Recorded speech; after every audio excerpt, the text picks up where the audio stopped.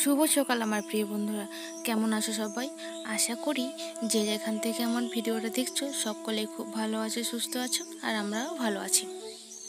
আজকে হলো রথ, তাই আমার সকল বন্ধুদের জানাই শুভ রথযাত্রা, অনেক অনেক শুভেচ্ছা আর আমার পক্ষ থেকে অনেক ভালোবাসা। আজকের দিনটা তোমাদের খুব ভালোভাবে কাটুক। সকালবেলা আমি আমার কাজ শুরু করে দিয়েছি। সকালবেলা ঘুমের থেকে উঠে দেখি উলি পোকা, এইগুলো গ্রামে দেখা যায়। মানে এত পরিমাণে উলি পোকা সত্যিই ভাবা যায় না। ঘুমের থেকে উঠে ভেবেছিলাম হয়তো কাদা হয়তো ছিটকে ছিটকে এই দরজার সামনে লেগেছে। তারপরে ভালো করে দেখি এত পরিমাণে উলি পোকা আর পিঁপড়ের লাইন, কি বলবো আর। সকালবেলা সেজন্য আগে ঝাঁটা নিয়ে লেগে পড়েছি কাজে। এই উলি পোকাগুলো কিন্তু সবসময় দেখা যায় না, বৃষ্টির মরশুম পেলেই এই উলি পোকাগুলো হয়। কিন্তু আমাদের ঘরে প্রচুর পরিমাণে উলি পোকা পড়েছে, কি করব আর, পিঁপড়ে তো প্রচুর পরিমাণে, সেজন্য ঝাড়া নিয়ে ঝাড় দিচ্ছি। আর আমাদের বাড়িটা যেহেতু মাঠের দিকে আর পেছনেই জঙ্গল, সেজন্য হয়তো বেশি বেশি এসছে। গ্রামের ভেতরে হয়তো এতটা যায় না।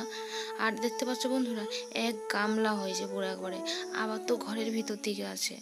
এই উলি পোকার জন্য কত রকম যে পোকা আসে। এই ব্যাঙগুলো না এত বড়, দেখো দরজাটা, তার সত্ত্বেও ব্যাঙ লাফিয়ে লাফিয়ে এর মধ্যে ঢুকে যায়। কি করা যাবে আর, ওই উলি পোকার জন্য প্রচুর পরিমাণে ব্যাঙ আসে। আর সেগুলো হচ্ছে লাঠি দিয়ে দিয়ে ফেলতে হয়, এত উঁচু করা সত্ত্বেও ঘরের মধ্যে ঢুকে যায়। যাই হোক, এগুলো আমি এখন ঝাড় দিচ্ছি কিন্তু কিছুতেই যাচ্ছে না। এক গামলা এই সাইডগুলোতে এখনো আছে, উড়ে উড়ে পড়েছে। আর এই যে সানের মধ্যে লেগে গেছে না, এগুলো কিছুতেই উঠছে না। কালকে রাত্রে খুব বৃষ্টি হয়েছে, সেই জন্য এই টিনটা এখানেই ছিল, তাতে জল ধরে রাখার জন্য টিনটা রাখা হয়েছে। আর এই জলটা এখন আমি এখানে ঢেলে দেবো, যাতে সব নোংরাগুলো ধুয়ে ধুয়ে চলে যায়। আর যেহেতু উলি পোকার পাখনাগুলো এখানেও লেগে আছে, যাচ্ছে না ঝাড় দিয়ে, সেজন্য আবার বেশি করে জল দিয়ে এগুলো ধুয়ে নিচ্ছি। জলটা বাইরের দিকে চলে যাচ্ছে, এখানটা কাদা হবে, কিন্তু কিছু করার নেই।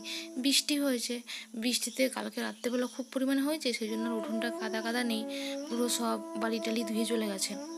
আর এখন হচ্ছে কি যে আমি ওই সানটা ভালো করে ধুয়ে দিয়েছে, এখন আমি আমার বাসনগুলো ধুয়ে নেব। দেখি জল ছেড়ে দিয়েছে, সেজন্য আমি ভাবলাম বাসনগুলো একবারে ধুয়ে নিয়ে আসি। আর উঠোনে খুব পরিমাণে কাদা, এত কাদা সত্যি হাঁটা যায় না। বৃষ্টি হলে একটা কাজ কমে যায় বাড়ির, কি বলতো, বৃষ্টি হলে না উঠোনে প্রচুর কাদা থাকে, আর বৃষ্টি হলে উঠোনটা ঝাড় দেওয়ার লাগে না। রাত্রেবেলা খুব পরিমাণে বৃষ্টি হয়েছে, জোর বৃষ্টি হয়েছে, তো সেই জন্য আর উঠোনে যত যা নোংরা ছিল সব ধুয়ে নিয়ে চলে গেছে। যাই হোক, একটা কাজ অন্তত কমেছে, কারণ এত বড় উঠোন ঝাড় দিতে না পুরো কোমরটা ধরে যায় গো। আর আমি ওইদিকে রান্নাঘরে সব কাজ গুছিয়ে দিয়েছে, বাসনগুলো রান্নাঘরে রেখে দিয়ে চলে এসেছি আমি ঘরে ঝাড় দিতে।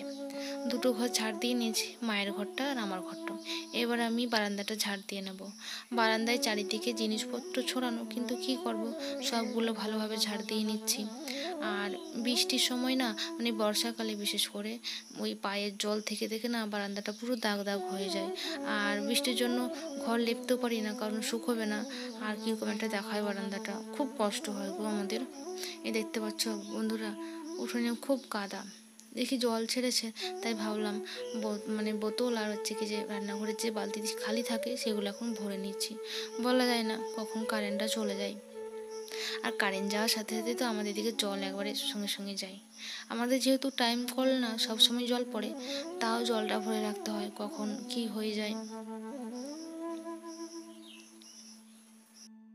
আজকে হলো রথ, আর আজকে হচ্ছে আমার প্রিয় মানুষটার জন্মদিন। আজকে আমার হাজব্যান্ডের জন্মদিন, তাই কাজ করতে করতে ভাবছি যে আজকে কি করা যায়।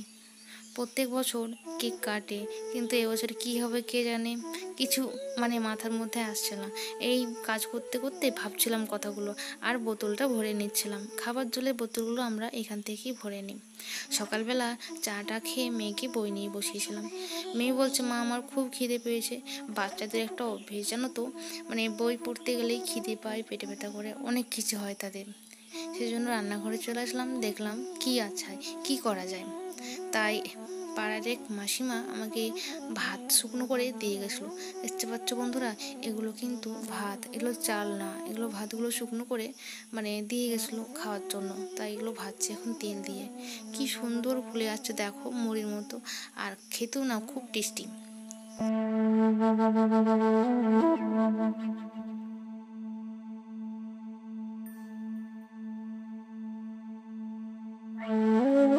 এই চালগুলো আমাকে অনেক দিন দিয়ে গেছিলো, কিন্তু কি ভুলে গেছিলাম, করাই হয় না।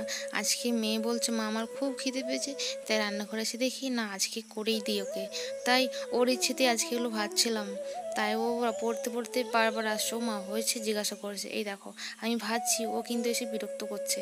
আর একটা থালা নিয়ে এসছে, বলছে মা আমাকে এখানে দাও। আর ও কি বলছে জানো, বলছে হ্যালো বন্ধুরা, আজকে আমার মা কি রান্না করেছে তোমরা সবাই খেতে চলে এসো, তাই বারবার বলছে। আর খুব দুষ্টুমি করে, এত দুষ্টুমি করে সত্যি। সকালবেলা বই পড়তে বলেছে, শুধু খিদে পাই করে, অথচ সকালবেলা চা রুটি খেয়ে বই পড়তে বসায়। যাই হোক ওকে আমি দিয়ে দিয়েছি, ও চলে গেছে। ওকে বললাম এখানে দুষ্টুমি করে না শোনা, গরম করায় গায়ে কিন্তু পড়ে যাবে, সেই জন্য ভয় পেয়ে চলে গেল। সকালবেলা কাজে ব্যস্ত ছিলাম। বাজার থেকে ঘুরে এসে হাজব্যান্ড বলে তোমাকে এখনই বাবার বাড়ি যেতে হবে, ঠাকুমার অবস্থা খুবই খারাপ। সে কথা বলতে পারছে না, হাত পা খিঁচে যাচ্ছে, কথা বলা বন্ধ করে দিয়েছে। এটা হলো আমার ঠাকুমা, আমাকে ছোটবেলার থেকে খুবই ভালোবাসে। আজকে তার খুবই শরীর খারাপ, হাত পা খিঁচে যাচ্ছে, গায়ে জল শুকিয়ে গেছে, আর সকালবেলা তো কথাই বলতে পারছিল না, খিঁচে যাচ্ছিল। ডাক্তার এসে সেলাইন দিয়ে গেছে। যেহেতু ঠাকুমা যেতে পারবে না আর ঠাকুমা হসপিটালে ভর্তি হবে না, ঠাকুমা বলে আমি যদি মরে যাই হসপিটালে গেলে আমি আর কাউকে দেখতে পাবো না। ঠাকুমাকে বলি হাত ধরে বসে আছি, ঠাকুমা কাঁদছে বসে বসে। ঠাকুমাকে বলি তোমার ভালো হতে হবে, তোমার এখন কিছু হলে হবে না ঠাকুমা, তুমি এখন অনেক বছর বাঁচো, তোমার কিছু হয়ে গেলে আমার বাবা মা যে পুরো শেষ হয়ে যাবে ঠাকুমা, তুমি এখন অনেক বছর বাঁচো, তোমার বেঁচে থাকা খুব দরকার। তারপর দুপুর হয়ে গেছে, এই দেখো কি পরিমাণে বৃষ্টি নামছে। পিসি আর আসবে বলছিল, পিসিমশাই, তারপরে ভাইয়ের শাশুড়ি মা সবাই আসবে, কিন্তু বৃষ্টির জন্য তারা বাস স্ট্যান্ডে দাঁড়িয়ে আছে, আসতে পারছে না। আমার বাবা মার ঘরে দেখো চারিদিকে জল পড়ে, এখনো ঠিক করে উঠতে পারেনি, কি করবে আর বলো। বৃষ্টি পড়ছে, বৃষ্টি পড়লে না খুবই কষ্ট হয় তাদের। এই দেখো চারিদিকে জল পড়ছে। ঠাকুমাকে দেখাশোনা করার জন্য পিসিমশাই আর মাসিমা এসছে, সেজন্য আমি বাড়ি চলে আসলাম। ভাবলাম শাশুড়ি মার শরীরটা খুব খারাপ, আর আজকে যেহেতু আমার হাজব্যান্ডের জন্মদিন, বাড়ি এসে দেখি মা পায়েস বানানোর জন্য চাল নিয়ে আসছে, কাজু কিশমিশ সব রেডি করে রাখছে। আর আমি এসে পায়েসটা বসালাম, দুধ দিকে জাল দিচ্ছি, দেখি এদিকে চালের মধ্যে খুব পোকা, সেই জন্য চালগুলো না আমি একটু কুলে করে ঝেড়ে নিচ্ছিলাম।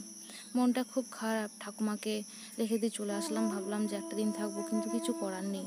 হচ্ছে যে মায়ের এদিকে শরীরটা খুব খারাপ, মা পারবে না একা একা, তাই চলে আসলাম। দেখলাম যে ওখানে অনেকে আছে, আর আজকে একটা সেলাইন চলেছে, আবার কালকে একটা সেলাইন চলবে, পারবে ওরা সেটা সামলে নিতে। তারপরে তো ফোন তো আছেই, আর কোনো কিছু অসুবিধা হলে ভাবলাম বিকেলবেলা আবার চলে যাব, সেই জন্য সেভাবে চলে আসলাম। আর আমি তো কুলোতে একটুও চাল ঝাড়তে পারি না, মা গেছিলো প্রসাদ আনতে, মাকে বললাম যে মা এর মধ্যে খুব পোকা এলো, একটু ঝেড়ে দাও। তাই যে মা ভালো করে ঝেড়ে আর বাড়িতে তুলে রাখছে। আমাকে একটু প্রসাদ দিল, আমি খাচ্ছিলাম, তাই আমি হাফটা কিছুটা রেখে আর কিছুটা আমি বাটিতে তুলে নিলাম। আমি পায়েস বানিয়ে নিয়েছি, আর আমার হাজব্যান্ডকে বললাম একটু লুচি বানাবো, একটু ময়দা এনে দিতে। তাই ময়দা এনে দিয়েছি, আমি এদিকে লুচি বানাচ্ছি, একা একাই বানাচ্ছি, মাকে আর জানাইনি যে লুচি বানাচ্ছি বলে। এখন সন্ধে হয়ে আসছে, তাই সন্ধ্যের আগে ভাবলাম সব কাজ গুছিয়ে নিই। আর আমার হাজব্যান্ড তো খুবই লজ্জা পাচ্ছে, বলছে আর এইসব করার দরকার নেই, বলছে কি যে সামনে মেয়ের জন্মদিন, তার জন্মদিনটা করো। আমি বলি কিচ্ছু হবে না, একটু পায়েস আর একটু লুচি, তা কী হয়েছে। আর লুচিগুলো না খুব সুন্দর ফুল ছিল, দেখো কি সুন্দর ফুলে গেছে, একা একাই বানাচ্ছি আজকে আমি লুচি। মা ওইদিকে গরু আনছে, গরুকে জল খাচ্ছে, গায়ে দোয়াচ্ছে, সন্ধে হয়ে গেছে। আর সন্ধেবেলা সব কাজ গুছিয়ে নেবো। আজকে আমাদের পাড়ায় না রথ আসবে, তাই ভাবলাম একটু যাব দেখতে। আমাদের গ্রামে যেহেতু রথ বানায় না, অন্য গ্রামের থেকে আমাদের আসবে। তারপর হচ্ছে কি যে ঠাকুরগুলো আমাদের মন্দিরে রেখে দিয়ে যাবে। এই দেখো আমরা সবাই যাচ্ছি, আমি আর শাশুড়ি মা আর মেয়ে। রথ আসবে, ওইদিকে দেখি গান বাজছে, তাই এই দেখো কাকিমা গ্রামের সব বউরা না এখানে এসে জড়ো হয়েছে, এইখানে এসে রথটা দাঁড়ায়। এটা হচ্ছে আমাদের বল খেলা মাঠ। এটা হচ্ছে আমার ননদ, বলছে বৌদি ভালো করে ভিডিও করো। আমি বলি ঠিক আছে। এই দেখো কি সুন্দর রথ টানিয়ে নিয়ে যাচ্ছে, কিন্তু আমি তো রথ টানতে পারবো না এবারে, তাই আমি দূরের থেকেই দেখছি।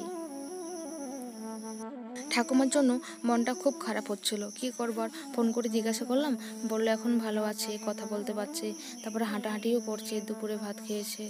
যাই হোক ওইদিকে নিশ্চিন্ত হলাম, আর এদিকে রথ চলে আসছে, দূরের থেকে প্রণাম করে নিলাম। আমি তাই বসে দড়ি টানতে পারবো না, সেজন্য দূরের থেকে প্রণাম করে নিচ্ছি। আর রথের যে মাইক সেটা বলগ্রাউন্ডে ঢুকে গেছে, আর সবাই তো প্রচুর নাচানাচি করছে, ছেলে মেয়ে একদিকে সব নাচানাচি করছে। যাই হোক, আজকের ভিডিওটা আমি এখানেই শেষ করছি। তা আজকের ভিডিওটা কেমন লাগলো তোমরা বলো কিন্তু, আর অবশ্যই কিন্তু লাইক, কমেন্ট আর শেয়ার, সাবস্ক্রাইব করতে ভুলো না। প্লিজ তোমরা একটু কমেন্টে জানিও আমার ভিডিওগুলো কেমন হচ্ছে। আমি তো আর নিজে নিজে বলতে পারবো না, তোমরা না ভিডিওগুলো দেখলে। আর তোমরা জানিও যে কে কোথা থেকে আমার ভিডিওটা দেখছো। ওইদিকে সব নাচানাচি শেষ করে এখন আমরা বাড়ি চলে যাচ্ছি।